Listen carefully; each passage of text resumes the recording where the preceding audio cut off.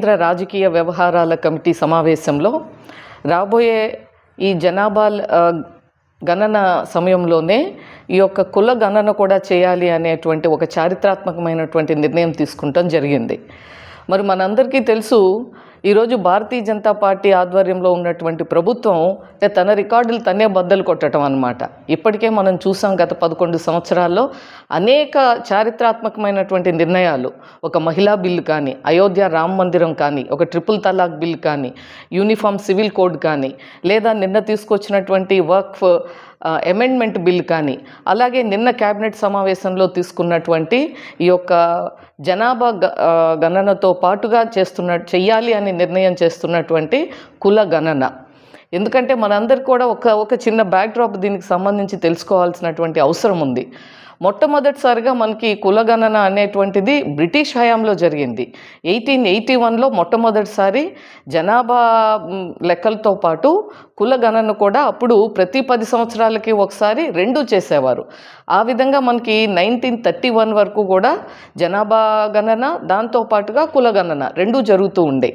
కానీ 1941కి వచ్చేప్పటికి అప్పుడు మరి వరల్డ్ వార్ II సమయం కాబట్టి ఆ సమయంలో రెండూ కూడా జరిగినటువంటి సందర్భం.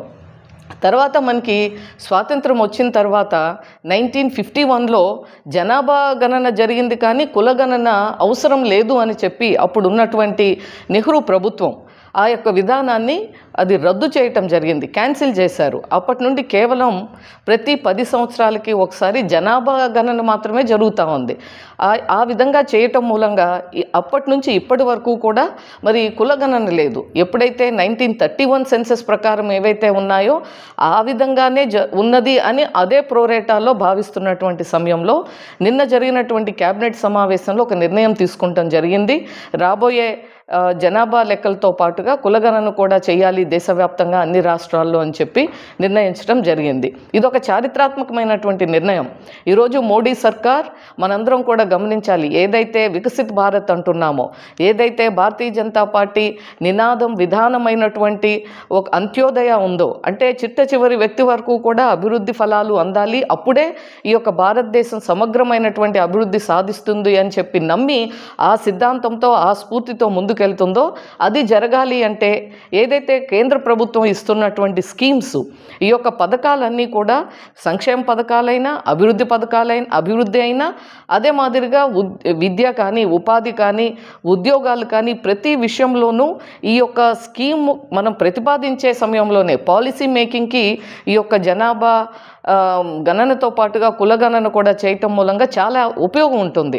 ఈ యొక్క స్కీమ్స్ అన్నీ కూడా ఏ స్కీమ్ పెడితే ఏ వర్గాల వారు ఎంతమంది ఉన్నారు, వారి యొక్క అవసరాలు ఏంటి, వారికి ఏ పథకం పెట్టడం మూలంగా వారిలో మార్పు వస్తుంది. మనం అభివృద్ధి అనుకుంటున్నాం, వికసిత్ భారత్ అనుకుంటున్నాం, అది జరగాలి అంటే ఈ యొక్క పథకాలు ఎలా ఉండాలి, రాబోయే మార్పులు ఏ విధంగా తీసుకురావాలి, సంస్కరణలు ఏ విధంగా ఉండాలి, అదే మాదిరిగా మనం రిసోర్సెస్ని మనము బడ్జెట్ అలొకేషన్ అప్పుడు దేనికి ఎలా మనం అలొకేట్ చేయాలి అనే దానికి కూడా ఈ యొక్క సమాచారం ఉపయోగపడుతుంది. మరి ఈరోజు కొన్ని రాజకీయ పార్టీలు, ముఖ్యంగా రాహుల్ గాంధీ చూస్తున్నాం, ఇదేదో తన క్రెడిబిలిటీ అని మాట్లాడటం చాలా హాస్యాస్పదం. ఎందుకంటే 2010-11లో ఎవరున్నారు? అప్పుడు కూడా కాంగ్రెస్ పార్టీయే ఉంది. అంతకుముందు 5 శతాబ్దాలుగా వాళ్ళే ఉన్నారు. కానీ ఎప్పుడూ కూడా కులగణన చేయాలి అనేటువంటి ఆలోచన లేదు. ఉన్నదాన్ని రద్దు చేశారు 51లో. మళ్ళీ 10లో కూడా 10-11 2011 సమయంలో కూడా ఇది చెయ్యాలి అన్న దాని మీద నిర్ణయం తీసుకుంటాము అన్నారే తప్ప నిర్ణయం తీసుకునేటువంటి అవకాశం వాళ్ళకు ఉన్నప్పటికీ కూడా నిర్ణయం తీసుకోలేదు. కాబట్టి వాళ్ళకి ఈరోజు మామూలంగా వచ్చింది అని చెప్పడం అనేటువంటిది ఇది హాస్యాస్పదం. మరి ఈరోజు ఏదైతే ఈ యొక్క నిన్న జరిగినటువంటి క్యాబినెట్ సమావేశంలో ఈ నిర్ణయం తీసుకున్నారో, భవిష్యత్తులో భారతదేశంలో ఈ ద్వారా ఈ యొక్క కులగణన కూడా జరగటం మూలంగా